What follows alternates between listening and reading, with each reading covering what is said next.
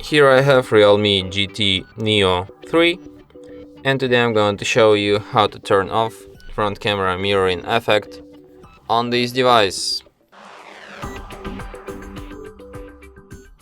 So firstly you have to open camera, then tap on three dots, go to settings, and here you have this option flip selfie.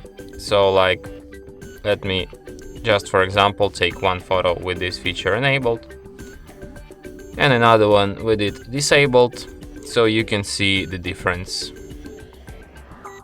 And as you can see, these photos are mirrored. And that's it. Thanks for watching. If you find this tutorial useful, don't forget to hit that like button and subscribe to our channel.